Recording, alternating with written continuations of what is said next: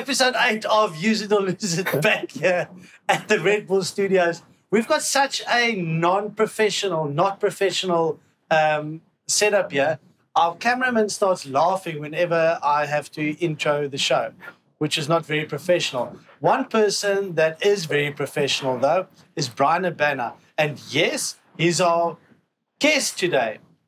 Yes, he is also a, say it, World Player of the Year back in 2007. Second one in a row. The second one ever to do that for South Africa. Bryan Gary Habana. Hello, John. Hello, Scalla. Great. I'm so happy you didn't take 7. Like I was getting really worried. I did. Okay. But it's good you didn't. Okay. Yeah, just full disclosure. I struggled with my intro today. But Bryan Gary, though. Bryan Gary. Why Bryan Gary? There's a bit of story behind it. Yeah, just quickly, sorry. First point, there was 2 World Rugby Players of the Year from South Africa. There's 3. There's 3 of us. Yeah. He was the second. I said the second, yeah. I think but I said the second one on the show. Consecutive one. Oh, second so it's consecutive. not the third one. So Scalla, World Player of the Year. I mean, Tight you guys are. it's very tight. What do you... did I get it wrong? No, you got it right, I think. I think it's... You understood. I understood. But it's because of the telepathy. Sorry. Yeah, because we didn't go to a private school. Maybe... No, Model C is not private. Bryan Gary Habana named after Brian Robson and Gary Bailey from Manchester United. That is right. And we obviously have the incredible Cristiano Ronaldo back at the Theatre of Dreams. 2 goals. On the double, on the weekend. Yeah, on the double, eh? Brilliant. How amazing... You had an amazing career, Bryan. We'll get into that now. But how amazing is that, You come back to United and I don't think you could have scripted it better. 2 goals. I mean... His weekly wage is amazing too, eh? I mean, I would also score a double. If no, Scalla, let's be honest. You've got 2 right feet because you left-handed. Didn't you? Hold on. Didn't your career end because of playing football? It did actually, but I saw both of you guys kick, and it wasn't pretty. Yeah, but Bryan's the only guy that I ever played with a kick worse than me. No, Bryan's the only guy when he caught the ball off a kickoff in training. Behind you, going for touch, that every single forward ducked. We basically were on the floor, just scared to get hit in the back by him. Schalk might not remember that, but I will take full acknowledgement for my horrible. I perfected the kicking off the shin, just by the way. But Schalk won't. The shink. The shink. But Schalk will probably not remember this. We played against Griquas in 2013, and we played at Newlands. Schalk was captain, and we had a 5-meter kick to exit for a line out to sort of get the driving more, and I was very keen, like Villiers keen to get the ball, and I tried to kick the ball out at Newlands, and I kicked it dead from 5 meters out. Apparently, they're still looking for that ball somewhere in Newlands. It's gone. It's gone. Sorry. Yeah, sorry, Scalla. And then Scalla was still like sort of bringing the troops together, and then he looked and the referee awarded the 5-meter scrum. Have you watched the show before, Bryan? No, I we've got. Have you not watched the show before? I'm not on social media, John. Mr. Social Media. Because we've got a bad joke section. Yeah. But maybe we should just get 5 of your kicks rather than not. I mean, you can get the one against the Blues 2005, straight off the kickoff. I mean, all that try you scored. The most amazing thing about that is obviously when you went for distance, it was frightening. If you're in front of the ball, you run back and you duck, and all the other guys obviously think Bryan can kick, and they stay upright and it skims the top of their heads. Yeah, but the most amazing thing was those little grubbers that. If you look at them in replay, was going like this, and every single time they just bounce straight up. Yeah. No, but how about, so I think the key to your kicking ability is that you need to be at full tilt when you kick. To kick off the shin, yeah. No, if you think that try against the Blues in 2005 at Loftus, brilliant try down the left-hand side there, scoring in the corner, straight from the kickoff. If you think the try against Argentina, the chip in the semi-final, World Cup 2007. Off the left. Yeah, you're bilingual, eh? You can kick with both feet. Yeah. And the one against the All Blacks in Dunedin? Auckland, Dunedin, 2012. That was a proper shake. You scored the try? No. 2013 All Blacks chipping. Yeah. Also, that second try in that game. Done at full pace, and I think we've done at full pace. It actually doesn't look as bad, but if we literally had to slow mo down, it wasn't off the foot. And that's why Schalk.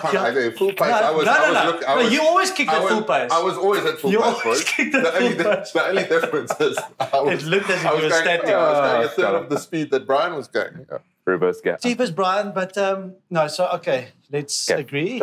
We both played in the back line, but Schalk kicked better than us. Okay. Pace-wise, we are a little bit faster than Scalla. I think pace-wise, my 7-year-old. Sorry.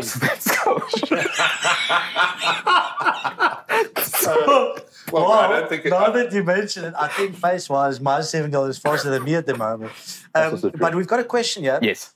And we'll go into your... I know you haven't watched our show. No, I'm joking. I haven't. So when we asked Bryan if he watched the show, he said, he thought this was the first one. So to our fans, we appreciate you. We've actually got a big fan base, Bryan. Yes. Okay, not as big as your social media fan base. But it's only because you started late. We started late. Yeah. No, thank you. You're so kind. Actually, when John put his dream list on, you were down as number 18. Oh, wow. Sure. We don't have access to any of the top rugby players at the moment, so that's why, because you're in Cape Town. It's been a very busy year, and obviously, I'm in corporate now doing entrepreneurial stuff, so I needed to give some of my CSI spend away somehow, so it was important that... I get you. Why is our cameraman laughing at that joke? Because you're not getting paid for the show. He's actually the guy that deals with the finances as well. Some amazing rugby players at the moment. And we do have a fan base, and they asked me some questions. Those that could still remember you. Just play at the top. You know the icon. Yeah, at the top. That one. How's it, Bryan? Hope you're doing well. I'm well, thank you. Retirement, a well-deserved one. He doesn't know I'm retired. It's not live. Is basically today is in the last couple of years you have raised quite a few weird things, where you've raised a cheetah, you've raised an airplane, and also with your awesome playmaking skills, you have taken away matches in the last minute, where you've broken a lot of hearts of supporters and players, obviously of the opposite side. My question to you is, watching Cheslin Kolbe play now, regarded as one of the best wingers in the world. A lot of pace that's backing him and skill, like you had as well. So him now currently in his prime, and you in your prime, who would you think would have won a foot race between the two of you? I'd just like to know that answer from you. But by the way, John and Schalk, thanks for the awesome show. Yeah. Awesome show to have all these superstars on. Yeah, and enjoy it further. Bye. Wow. I almost thought he was going to say John and Schalk. Don't worry, I'm not including you in the race. But well, thankfully, I wasn't included in the race. No, but we edited it. He said, thanks for having all the superstars and Bryan on the show. That would be Cheslin. I think we all agree he is probably one of the most exciting players globally. I think his rise to prominence over the course of the last 4 or 5 years, when he was written off by so many, and I think, not just his pace, that drop kick he kicked over in that top 14 final, 50 meters at Stade de France, no joke.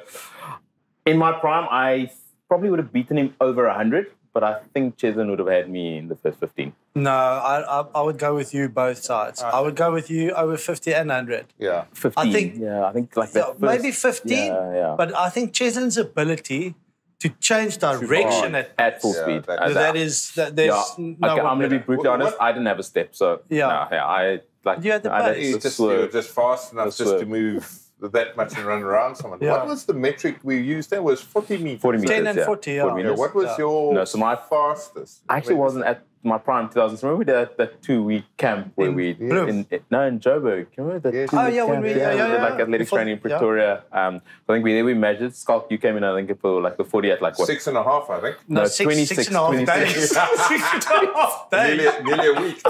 Come on. But we actually, I think... We're Schalk. They actually rang the bell. Ding, ding, ding. Okay, last 10 meters. Sorry. But fastest time over 40 was 4:58. Okay. And over 10, I think it was 158. But Tondra Shivanga was actually the quickest in our time, I think, because he went for... And you, John, you also cracked the 5. I think I was close to 158 actually over 10. Yeah. But I did, I think 478. Yeah, over 40. 478 was my quickest, but that was when we tested in Bloom. The blue floor there. What was it? No. That's the blue floor. Sports science. But you close, you so close. No, man. And the sports science thing, not here. The one in Zip and Zip, took Derek. Yeah. No, What colour was that floor? Not blue. I mean, I was going slow enough to notice the colour of the floor. You guys were going too fast. It was a blur, surely. Yeah. Sorry, Scalla. Guys. No. What is going on? What is going on? Okay, next question. Yeah, so I think I'd have Chesden over 100, but great question. I think you would have me, but definitely I can't step like Chesden at full pace. No. That's just Fastest guy you ever played with? Tondra Shivanga. easy. Yeah. Well, so obviously 2007, great one for me, the team individual as collectively, but yeah, the Kutsua and Gwenya. Oh, of course. I forgot about that. It's the last time I gave someone the outside. Yeah. Unfortunately. How does it feel when someone rounds you? I mean, Scalla, I was going to say, like, why are you asking me? No, like, if you think you are fast and someone runs around you, because I mean, I'm slow, so I always gave someone the inside. I just you just corner flag. I just corner flag and for they still rounded you. No, not often. Okay. So I got a lot of grief from all of you that week up. And it literally was the last time I gave someone 5 meter gap. But do we still blame Bush James for missing that tackle on Todd Clever that Someone time? did an intercept. Was it Fruity the Priest threw an intercept? Was it intercept? In that game? Yeah. I don't know. I can't remember. I was probably in hospital. No, you're back in South Africa. It was a World Cup. Obviously. The very interesting question, Yes. and we'll get your views on the current rugby and kind of some of the current players, but and in your career as well. But do you know how many meters you covered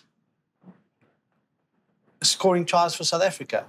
Oh my word! Check here. Did we even have GPSs? I mean, Jake only... No, but that's actually and this is just to confirm, Brian. So it's 67 tries. So how many? 67 tries. 67 tries. And this is just to confirm the follower base that we have globally. I must say this. If this is a stat, How's it, boys? how's it, dude? Greetings from a beautiful Melbourne, Australia. As you guys can see, Albert Park Grand Prix track down there. Hard life. First of all, to the incredible Schalk and JDV, guys, congratulations on a great show. I'm a huge fan of yours. Don't underestimate the effect that you guys are having on this Springbok expat community around the world. You guys are doing an amazing job in delving on the community worldwide. Can you imagine if Schalk gets on social guys. media? Keep up the good work. Instagram, Scalla. Ryan, Next. my name is Erwin. My question goes to you. First of all, you probably don't know this, but 15 years ago, you cost me you cost me $3,000 for a try that you scored Against Australia. Come and listen to the story. When the boys knocked it on, Australia knocked it on. The incredible Scalla. scooped it up. She's perfect. JDV hands. All three of us in this clip, eh? Covered about 100 meters to score the Shame, try. poor linesman, eh? Assistant referee. All the AR. boys went absolutely ballistic and dived on each other, and I went crashing through a dry wall, which eventually cost me $3,000 to get repaired. I think that's what Aussie dollar. That brings me to my question. Aussie dollar. Brian, have you got any idea how many meters you This would be cover incredible. per try? Because it seems like every try that you score, He doesn't have it. No. you ran at least 100 meters to score those not tries, that, whether no. it was intercept tries or scooped up tries like the incredible Schalk. Have you got any idea how many meters you covered per try in your area? Per try, on average. Cheers, bud. And boys, keep up the good work, man. Cheers, It's amazing champion. to have some sort of content Schalk to on- feast on. Schalk on whilst social we're media. abroad. Cheers. Schalk on social media would grow this following base by like 500,000. Any idea? No, I would have not. I don't even know how one would work that out. I would guess, I mean, there's a lot that I would literally fell over the try line. On average, I would say 30 meters. Yeah, On I average. think that's a good guess. That a Because guess. I can, just top of my mind, there was heaps of them. It was way far up as well. Yeah, Yeah, but exactly. the law of averages. I mean, if He it's a scored one field- off the kickoff against England, remember? Was it at Loftus? Was it? Yeah. Two tries against Loftus 07. Loftus was one off the kickoff. No. The one was that England flank throwing it over, scooped up, and the other one was the intercept. No, the other one. No, the other one went was underneath. Percy kicked. I went down. We had a 22-meter scrum on the right hand side, and Percy kicked down the left hand side, and I sort of came through. Certain, unfortunately. No, I can't remember. Scalla, but you're close. Yeah, Scalla, how many test tries did you score? John, I never get this right, but I think it's 15. 15, yeah. Do you know how far you travelled for those 15 tries off the mall? Less than 15 meters. Off the mall. Does that count? Not all of them were smalls. It was for a while, and then the hookers started sniffling it out the back. England 2007 Bloemfontein, you actually scored I think it was 16 meters, in the 22 there. Yeah, most of them were like a pick and go. Most of them, yeah. But a couple of them was a little bit further out. Yeah, no, I'm just joking. So, was it 15 or 16? How cool is that story, though? The guys celebrating. $100. I'm really hoping. And going through the drywall. Did you hear that? You fell through the drywall. So that's... And that was... they must have had a long lunch, because that was right in the beginning of that game, wasn't it? Yeah. It was early in the game. Yeah. So it's not like it's even in the second half. So they obviously had a big barbecue before that. I'm hoping, unlike Quade Cooper after 70 test matches who doesn't have his citizenship, that at least had his citizenship by then. Oh, really? Do you guys not hear that? Do you think you get the passport now after you'd hope after this weekend. No, he put something out on social media about 2 weeks ago. His application was denied again. Only played 70 odd test matches for Australia. Interestingly, that game was that...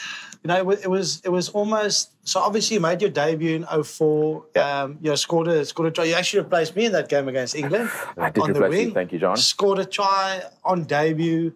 Then against France in both those test matches, you were close. Scotland. Scotland. One week, and then. But that try against... What was it? 2 tries? 2 tries against Australia. Against Australia. Do you feel that's like the game where it was, I'm Bryan Habana, take notice?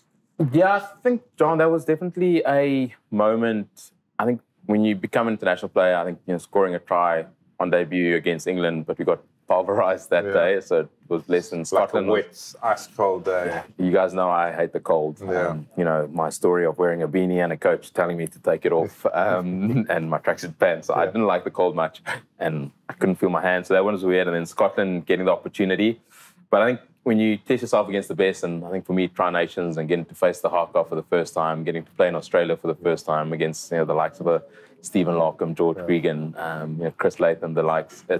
It sort of felt that because of how the tries were scored, I think it was also 80 meters out, and I think the audio around it was also in the commentary in terms of how it was amazing. Was pretty special. I felt really for the linesman or the assistant referee there.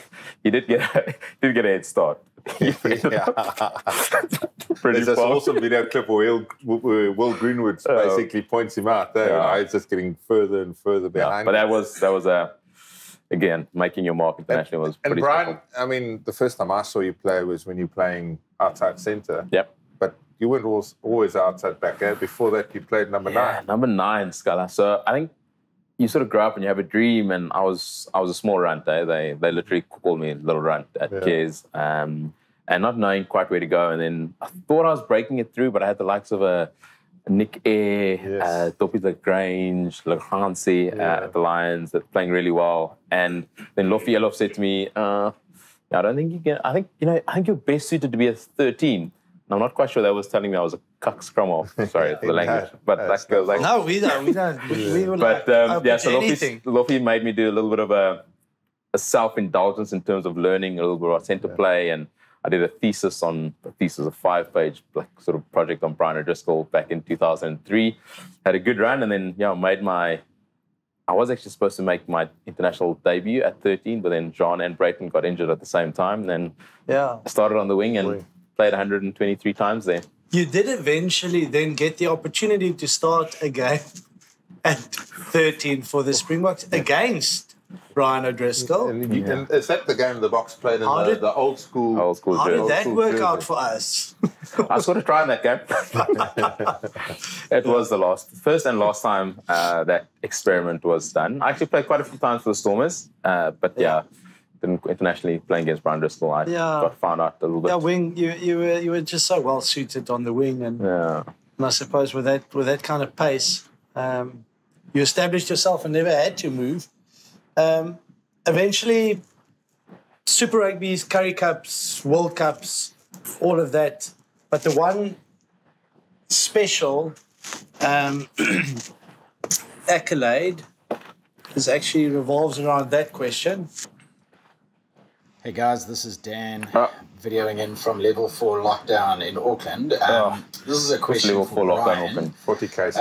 Bryan, given that Japan is now recognized as a Tier 1 country, have you considered contacting Jacques to come out of retirement just for the next 3 tries so that we can officially get a Springbok listed as the World Rugby's top try scorer? I see that you're 2 behind. So, yeah, just for the next 3, let us know. Cheers. It's a tough one. Yeah. So, I mean... What's his name again, the Japanese winger that's got the... Dahatsu... I can't remember. Forgot that now. Sorry, So he still holds the record for the most tries internationally. Yes. But obviously a lot of those were scored against, call it Tier 2 nations, whereas, yours 67... also was quite a few against Tier 2 nations. no, come on, majority. I think in fairness, and that does get spoken about a lot. You have the likes of myself, Shane Williams, David Campese sort of lurking from 2 to 4. In his defense, I mean, he was also playing against Tier 2 nations in a Tier 2 team.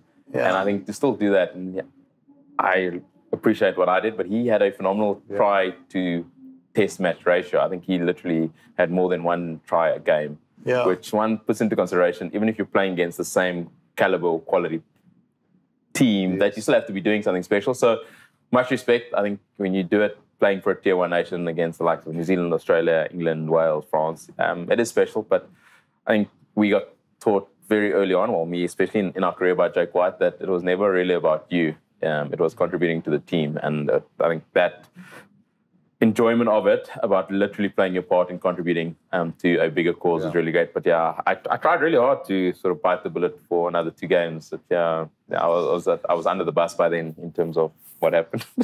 I guess it's like always when it comes so close to... There's a couple of tries you tracked away when you think, I wish I scored them, eh? There's always that few that you think, geez, what if? Australia, I think 2009,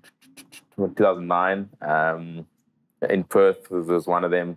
There was 2 You scored the 1 try in that game? We did score the 1, but left-hand corner, as I was sort of diving, I think it was maybe Drew Mitchell or someone sort of tackled me. Wasn't there one at the 2015 World Cup? Wasn't there one again? No, 2011 World Cup, you missed out on 1 or 2 tries, didn't you? No, 2015. Sorry, 2015. Oh, America. Again, America in the breaking John Aloma's record. Literally, Billy sort of kicked it forward and just... Yes, at the Olympic Stadium. Just catch it. Yes.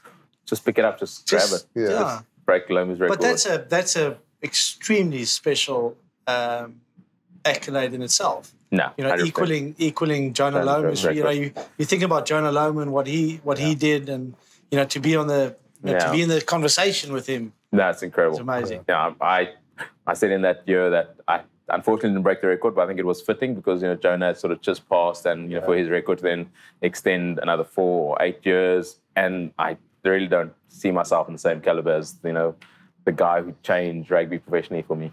Just I remember watching him live, Jonah, at Newlands. That England game. That England game, that quarter-final. I mean, wow. You couldn't believe. We were sat quite close to the field. Just couldn't believe how big he was, And then he wears a number 11. Back then wingers didn't look like that. He was just an era ahead of himself. Now there's wingers who look like that, but not back in '95. Yeah, that's how former players don't look like Sean. I mean, Sean, I need to get your gym program, please. Are you trying to beat Evan in the gun shows there? It's let's just move on. It's amazing how the game has evolved. Yeah. But just to and kind of how big, how fast, how just amazing and physical the guys are these days. Because you see so many wingers that size playing at the moment. Like Cheslin. Except Cheslin. But it comes. I want to come back to Jonah Loman. Yeah. And I was fortunate to spend a day with him just down the road here when we still had the Springbok Museum down the road in 2015. And, then standing next to him, and it was actually the first time that I, had a proper conversation with him.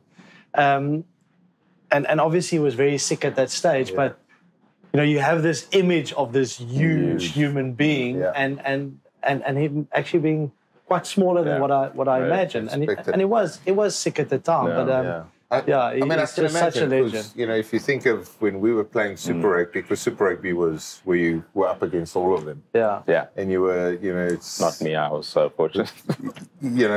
You were up against them. I just looked... No, I never got to play against Jonah, so I'm... Not Jonah, neither did I. but our generation of big wingers, they were everywhere. And not only wingers, Wendell the loose Sailor. forwards. Wendell Sailor. No, it's just big human beings. Just big human beings. And you find a way how to tackle them and how to try and run through them. It's just, it became the norm, but it wasn't the norm back then. Yeah, the what he touched on as well was, and I think we appreciate and respect that as well, the rivalry between the Boks and the All Blacks. The 100th Test match between the Springboks and the All Blacks, we just witnessed that. How special was that for you, always playing against the All Blacks and what that meant? Yeah, it was incredible, John. I think as a rugby player, professional athlete, you always want to test yourself against the best. I think the history, the rivalry between the All Blacks and the Springboks, and like when you become a Springbok, one of the things you immediately want to do is face the hardcore because you want to see what that's like. You want to feel those emotions. But I think something that really sort of amplified, I think, the mutual respect between the two teams for me was when you actually played your 100th Test match back in 2014. And I sort of played my Test match, the 100th, the week before in Australia, got yellow carded. Let's move on slowly and quickly from that. But I think hearing Richie speak, hand you your one, and then sort of call me also up to sort of recognize what I'd achieved that week before. Australia didn't give me anything. The number one team in the world, acknowledging due respect for their opposition. And I think that just sort of amplified for me why they're the number one team in the world, and the manner in which they give 180% to the cause for being an All Black, but the mutual respect they have for teams. And for us, it was measuring yourself up against the best, and without a doubt, the All Blacks were that. I mean, it doesn't get better than that. I think you, as a South African schoolboy, you grow up thinking, I'm going to play this test against the All Blacks. And obviously for us, it was in our formative years, but 95 had a big role to play with that. Yeah. All of us, we thought like, geez, maybe we can do that one day. And then eventually when you get that opportunity, it's sort of surreal, but also you're so up for it and you want to make a good account of yourself and you want to fly in. But the thing that strikes home with the All Blacks and Springbok rivalry straight after the game, it's a beer shared, it's across to each other's changing rooms, there's massive respect either way. And that is because it's the greatest rivalry in modern day rugby. And I mean, you guys played more tests than me against him, but to think that it's only 100 Test matches now, and you must have played 25 odd games against him. I think I nearly got to 20 or whatever I might have. That's actually a good point. That's a quarter of all rugby played against the All Blacks you've played. Do you know how many you played against All Blacks? I think it's 23. I think I also played 23. I think I could remember that. So I mean, basically a quarter of all the games ever played against you've been a part of, or I've been a little bit less, but that's you've such a big role you've played, and the Springbok and All Black legacy lives on. But we were privileged to play a massive role in that. And also, I mean, you sort of know that you're good enough or capable enough if you beat the All Blacks, and when you get to do it the first time, it's normally in your home country and you celebrate that. But I think as a rugby player, getting to then go to New Zealand and test yourself there, and we were fortunate enough to have achieved that. And I just think that experience for me, beating New Zealand in New Zealand, I think in 2009, to top it then off in having to do it to win the Tri-Nations. I think that for me, was one of the most incredible experiences, moments, but the resilience, tenacities that we got to experience, which I think was brilliant. The Bok changing room is actually quite a stoic environment. It's quite quiet, really, before and after games. It wasn't that day. In 2009, it wasn't quite after. No, well, even 2008. Yeah. After that game. I can you remember we went out? We went out we were in Dunedin, and we ended in the Pentagon. Or what do they call it? The Octagon. The Octagon. Yeah. But then we went to that McDonald's. Yeah. Remember when the two of us went to the there McDonald's? was a long queue. And John was, we're not going to wait in the queue. And I said, I agree. And then he just walked and picked someone's cheeseburger up from his plate. So we didn't want to get in the... I don't know if I can say that, but like, we didn't want to wait in the queue. So we turned around. And as I turned around, I saw a plate there, or like a tray or whatever with some burgers. So I just took one and off we went. But the worst about John late night, he gets very hungry. We all know. Yeah. I mean, he was eating your room service. I was about to say, I mean, we don't have to share all these stories. But my worst is we played a game, and we played the Hurricanes. I think it was two out of 3 years or whatever. We played them in Palmerston North. Now there's nothing happening in Palmy, and we beat them there this year. And so we went out to celebrate. Big evening. Yeah. We were everywhere. We were that's the thing, players. you never eat enough after we were some players home, and we go back. They said, "Listen, here we go. We're walking back. We can have some midnight snacks here." And some bloke just ordered his pie. He's heated it up. He's standing there, and he recognizes me. He gives me a big hug. The next moment, I can feel John's hands basically clamp on this guy. And while the guy's giving me a hug, he's eating his whole pie at the back, and the guy's trying to pull back. Anyway, we ended up buying him a new pie. But. Yeah, I mean, we won't really go into the story, but I mean, I thought like a squirrel or something was breaking into my room one night. In the Gold Coast it was, Yeah, in the Gold Coast. And I couldn't see anything through my keyhole. I need to open my door and find a very interesting sight eating my leftover burgers. Oh, man. But I was extremely impressed, John, that night in particular, how you were able to find the chips and the tomato sauce on various points. But moving along, I know we've probably kept the crowd going for a while. So those were some of the highlights of my career as well. Like, you have big matches, you celebrate a bit, but it's the moments off the field that you also treasure, and how stupid you are sometimes. But you know, the guys that you do it with. Has Jean performed his version of the haka on Use It or Lose It? I can't remember any of that. So let's focus on the now. I think when the time is right, okay, we've actually got to get his version of the haka. Does it so well. On the web. I know Victor Mayfield will be very happy when and John Smith when that gets shared. Let's talk about the now. Another extremely special occasion is playing against the Lions. Yeah. We just witnessed that. Your take, you were very much involved with the series from a commentary point of view, even though it wasn't as good as the Supersport commentary. But John, to be honest, I think the spectacle that is the Lions tour that only happens once every 12 years. It's so unique. It's so special. I unfortunately don't think it's going to be remembered for the rugby. Yeah. There were a lot of things that happened off it, and kudos to everyone that made it go ahead in these trying circumstances of COVID, of hurdles that they had to overcome, players testing positive, management staying positive. I think what the Boks managed to achieve was phenomenal, given the fact that they hadn't played any international rugby since 2019. There was a lot of off-field stuff that I think influenced and potentially left a sour taste in everybody's mouth. But I think sitting in Cape Town Stadium and watching what Sia and the boys did against all odds, to be brutally honest, I don't think many people had given them a chance to come up against the Lions team. And memories. And we were there in 2009 when Mornay kicked that kick over 56 meters, and he's also got a little bit on, so it was a little bit shorter this time around. But I think how fitting for a guy like that, who we know really well, becomes the intense spirit of a team, and that he was able to create history in his own way. Frans Steyn did it in 2019, becoming the second only Springbok ever to win 2 World Cups, and I think Mornay to do what he did was phenomenal. So probably not remembered for the right reasons, but we're going to get to celebrate for the next 12 years that the Boks have beaten the Virgin Irish Lions, which I think is always easy. It's interesting. We spoke to Peter Steff about this, and he said, like, quite clearly from the outset, we're not the most emotional changing room, but he said because they were, they haven't played for 2 years, they realized that they need something extra, and the whole team really focused on the emotional side. Like, they've got to do it through passion, which is not normally our way. So it was quite interesting. Take on it, Take on it. So But yeah, we get to boast for the next 12 years, which I think... I know. Yeah, exactly. Those tours in the Northern Hemisphere would have been tough. I'm telling you, in a couple of years' time, they would have forgotten about the Russie video. What? What video?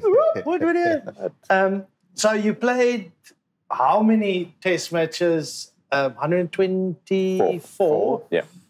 Over 100 Super Rugby games. Plenty of Currie Cup. You played in France. Here's a question for you. From a father and son. These guys, I think they're Springbok supporters, eh? Goeienaand manne van die Use It and Lose It span. Dis ek, Tannie Maree, my seun Divan Maree van Bethlehem. Bethlehem. The duplessis, eh? Sê gou vir ons Bryan, wat was die interessantste en lekkerste game wat jy nog gespeel het?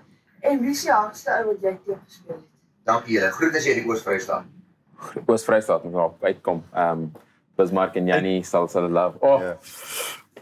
So toughest guy you played in and your most memorable game? So the most memorable game for me, I'm going to start with that one because I think as a South African boy, having experienced the 95 where I got inspired to pick up the game of rugby, you sort of dream of reaching that goal of playing. And I think for me, getting to wear that Springbok jersey for the first time back in 2004, get to represent the country you love, the country that you inspired you to pick up and continue what happened in 95.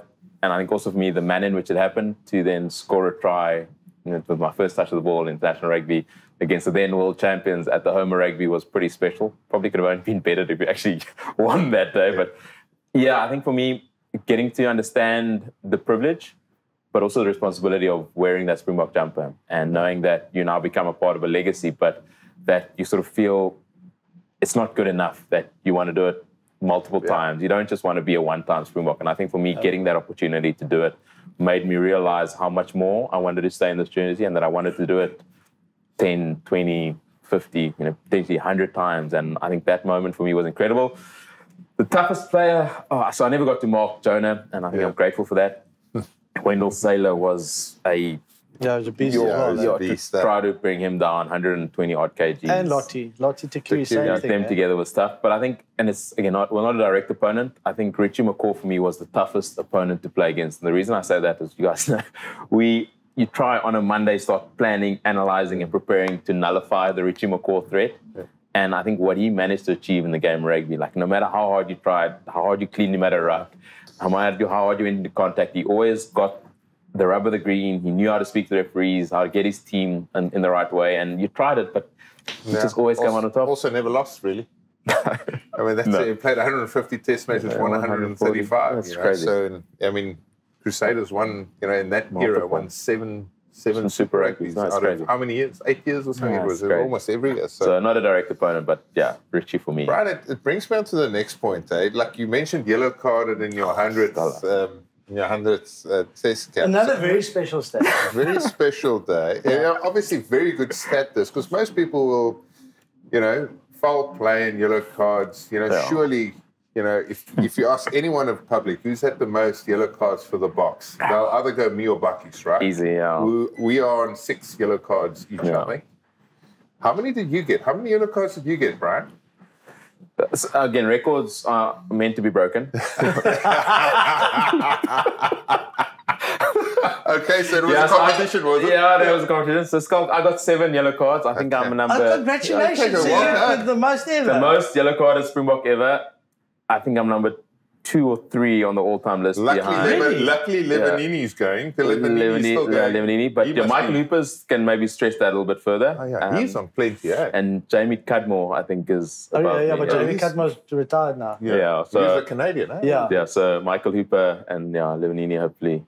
Jamie Cudmore, actually, now that you met, he was coaching in Canada and he got fired there for making statements or something as well. Yeah. Okay. But yeah, Scalla, thanks. Records are meant to be broken. No, I just want to. I feel much better now, actually, bro. Yeah.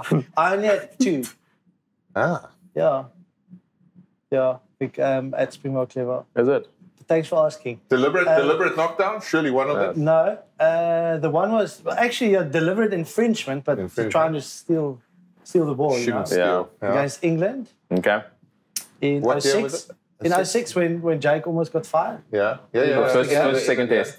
So yeah, that was the first test. And we lost. Is that the one where Josh Lucy smashed him? Yeah, so I got the yellow card, and then I didn't pass to not score the try, and then we lost. Okay. And the other one was in Argentina.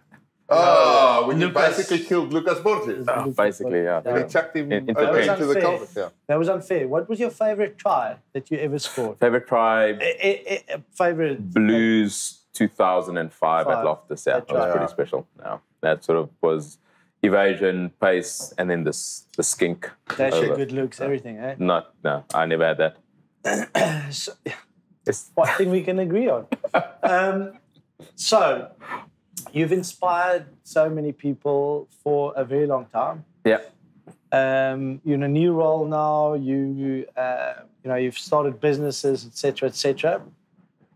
But getting message, and you also spent some time in France, experiencing something different there. When you get messages like that. Mais c'est tout en français ou? No. Hi, Bryan. Brian. Leah here, coming to you from Limerick, Ireland. Limerick. The worst player on probably the best social tag rugby team in the whole of Munster. The Habanas. No way. Pajamas. I did a cameo, I think, for this. Habanas in pajamas. Habanas. You ask. My question is an obvious one. Since your name is already on our weekly team sheet anyway, just provisionally, if you're over in Limerick, would you come and play with us? Years, yeah. I guarantee you'd be one of the best players on the field. I don't think she's seen me with my knee. Yeah. Oh, that's crazy. I really like the fact that the lips are in sync. Why do they call you bumper lips? What? Sorry, Sabretooth? What are we doing? Sorry, Sabretooth? What? I said Scalla, nothing. where's your hair, bro? But how cool No, that's very cool. I actually did Habanas in pajamas. I actually did I think a My Fan Pop video for them. Really? Yeah, I think it's, again, you never realize the impact that you have. And, we do what we do. Yes, we work incredibly hard. You're disciplined, you sacrifice, you put so much effort in. And I don't think you actually realize it. I think 2007 when we got back to South Africa and saw what that meant. And then you see things like, it's crazy for me to think that there's a team, in Limerick, John, where you spent a bit of your time. When I got that video, it was so cool. Yeah, it is. Because it's Limerick, because of the team. So and you can hear the Irish accent, but also a bit of South African. No, there's South African. Yeah. That's pretty cool. I think you extremely grateful to God for blessing you with the talent, but I think to then go out and see things like that and know what it can potentially mean is pretty special. And I think that's some of the things that you really miss when you're done with the game, and is seeing the impact that you have. And I know we all try various things through foundations and charities with Laureus, but there's nothing like sport that brings people together. And I think we're extremely grateful for that honor and privilege that we got for so many years, because very few get it. And that's so. If I do ever get to Limerick, definitely, I don't know if my knee. Do a trip. He's got one leg. Maybe you just swap knees. No, have you seen his knees? Do you want to? Get the good one. The good one's also a bad one, huh? Yeah, so no chance. You quickly mentioned, and you're wearing the Bryan Habana Foundation shirt as well. You want to talk about that a bit and the work that you do there? Because that is exceptional. Thanks, John. John, again, I think we're blessed with a platform to be able to be a voice and make a difference. And I think through the Bryan Habana Foundation, being able to help those that potentially don't have opportunities and do a bit of leadership, with the COVID pandemic and everything that's happened over the last year, being able to donate food parcels alongside the likes of Ozo, Pick and Pay and Boxer, and do things that create a long-lasting impact. And I think using your platform, so many are doing it incredibly well, and playing a small piece, you sometimes feel like it's just a drop in a very big ocean. But I think our phrase of one is better than zero in trying to make this world a better place, because we need some positivity. So grateful to be having a platform to do that. Yeah, so still continuing, even though you're not playing anymore, you're still inspiring. Last question, big question, short one. Can you please ask Bryan Habana there if in future you want to be a coach? Let me think about that. Will you be a coach? No. Is it Victor? Sorry, I didn't hear his name. No, sorry, that's not going to be Will you me. not coach? I think being a coach, to be brutally honest, is an extremely tough gig. There's a special breed of person that needs to do it, and you have to face so many variables of administrators, press, players. I mean, I'd love to pass on knowledge to generations behind me, but coach as a full-time role, potentially moving every 2-3 years is not. Listen, I'm about to ask that. So obviously, coaching is one thing. Yeah. But like, if there is, say, for example, a coach who approaches you to come pass on some knowledge, or maybe you see the way wingers move, or maybe it's hard to get in there because it's not only about scoring tries for you guys. It's or defensive reads, for example. The reason why he scored so many intercepts probably a byproduct of how we defended at the time, but still, it was a read most often. Yeah, it was actually also a personal bet against Sean to see who could score the most intercept prize. How many? No, I don't know. Just intercept prize. Yeah, did you score? No, I don't. Do you know this, John? How many? Do you know? If I go through now, but it's going to take time. Yeah, it's going to take time. We've already gone for like 45 minutes. We don't have time. Because we don't have time because it's time for bad jokes. Can I go first? Go first. It's not time for bad jokes. No, it's not time for DHL bad jokes. It's time for Schalk Burger. So we've got Bryan Habana. We've got a quick fire question for you brought by Vodacom. Okay. By Vodacom. It would be nice to see the Vodacom sign there on your phone. Yeah, John. Sorry, okay, I've got big hands. Okay, Bryan, just a little quick ones. I'll fire away. Quick. Malibu and Coke or wine? Malibu and Coke. Malibu and pineapple, but okay, Malibu. So this one is tough. Bulls, Cats, or the Stormers? Rugby. No. Whoa. This is rugby. Bulls, Cats, or the Stormers? Oh, yikes are going to put me under... I know it's quick fire, but I'm... You've never been that quick, don't worry. No, never been that quick. Rugby. But just say one. Just say rugby. No, not saying one. Okay, so the next one's answered as well. Slow or fast? Slow, obviously. Range Rover or Defender? Range Rover. Okay. What are you driving at the moment? Defender. Team Defender all the way. Go to the gym or play a round of golf? A round of golf. Golf. Yeah, of golf. No, I don't train anymore. I know where you've just been, but beach holiday or ski holiday? Scalla, I'm not going to lie to you, ski holiday is incredible. I've done 2 of them now since I've retired, and as much as I love the beach, it's just ski holiday is incredible. Okay, last one. Cape Town or Joburg? I know, Cape Town. So then if we go back to that other question of Bulls, Cats or Stormers. No, but you don't have to live in a place that you don't make that correlation. You don't have to be there Are they not Bulls supporters in Cape Town? And are they not Stormers? I've never ever seen someone sit on the fence as bad as that. Rugby. Guys, I love seeing some beautiful rugby being played. Okay. Yeah, okay. Scalla try the season. Well, that brings us to the last section of Use It or Lose It. Episode 8, and please do subscribe to our YouTube channel or like us on Facebook and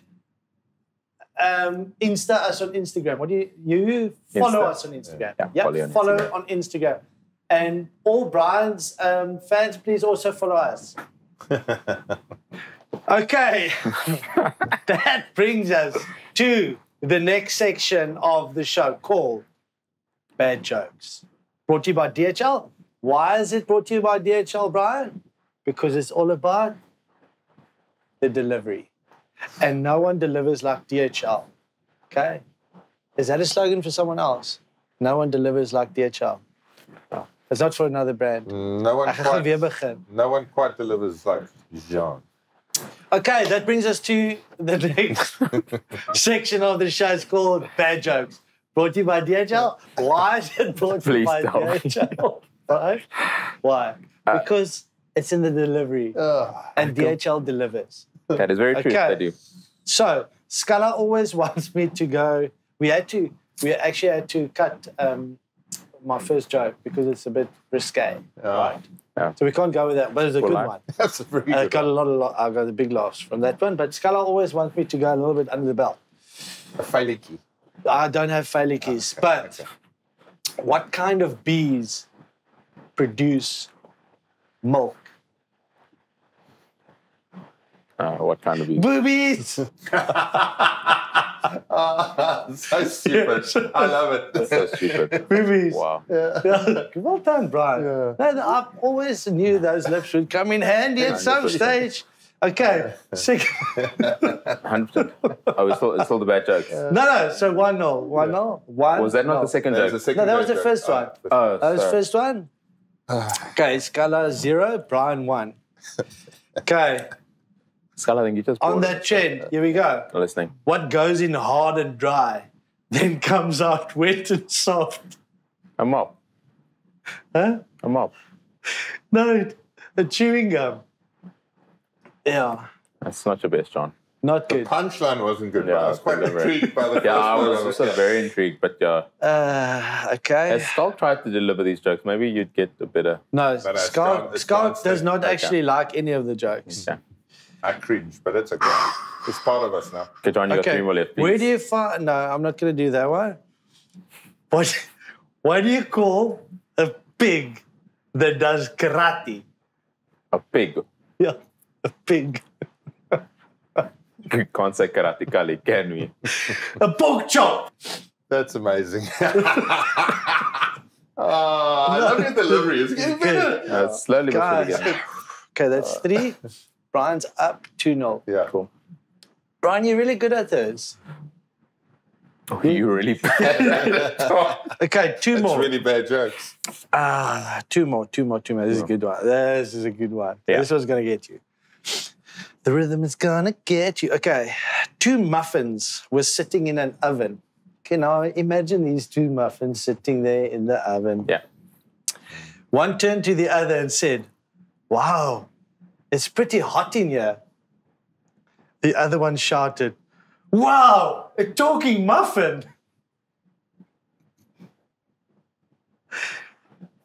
Where do you find these, John? We get Okay. sent. Surely they sent them to them. Yeah. What's the difference between a rabbit and a plum? They're both purple, except for the rabbit. Oh, John. I'm going to laugh with that. You're so bad. Okay, what you said. It doesn't make sense. I'm like, Wow. The worst I really John, enjoyed I'm going to that. laugh. I really enjoyed that. But you won, Brian. You won 2-1. Sorry. Oh, congrats. God, wow. 2-1. No, congratulations. No, Probably your thank best you. achievement ever. No, my your record, yellow card. I enjoyed that. How much the best video kiss? Yes, Brian. We do have a gift for our very loyal fans. Oh, Please brilliant. select your best question. So I'm probably going to be a little bit biased. I mean, some great questions. Brought a little bit of memory lane back in. And I think, we spoke about inspiration, but seeing Leah and the Habanas in pajamas over in Limerick, that's pretty special. Not quite sure, Leah, if I'm ever going to be able to get over to Limerick and play. I might have to be the reserve orange peeler, but that jersey will hopefully be delivered better than your bad jokes. You might not get to Limerick, but I'm sure we will get that jersey to Limerick with DHL. Thank you very much for joining us today for episode 8. From now on, please do watch. No, I am actually a big fan. Don't lie. I'm a big fan. I think I prepared because of your bad jokes. Yes. It's become a trend on social media. Dance. I know. Delivery. I can't believe it has, but it has. Viral. It's gone viral. I don't know what that means. For people, but it's gone viral. Brian, thank you very much. Thanks, Scalla. Yeah. Thanks for actually coming onto our show. We were surprised, but again, hey. Surprise, no. Yeah, No, seriously. I mean, we had to spend a whole budget to get here. But, we appreciate your time and. Didn't include petrol as well. Yeah. But over the years, obviously, we've spent heaps of time together. I think you can pick it up through the way we chat. And thanks for your friendship. Thanks, gentlemen. I'll stick you for a round of golf and a dinner soon. I know you've got to rush off. Yeah, thanks.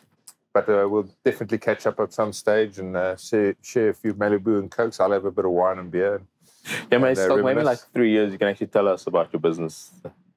His job. No, I'm a professional stay-at-home dad at the moment, I think. How does that sound? Don't be jealous because you're I'm extremely jealous. I'm extremely jealous. So jealous. I've made some bad choices in life. Thank you. And I see it every day through you. We could probably sit here for another 5 hours and talk crap, but we're going to stop it now. We're going to cut this episode and thank Bryan Habana. Thanks. Most tries ever for South Africa. And yes, the most yellow cards as well.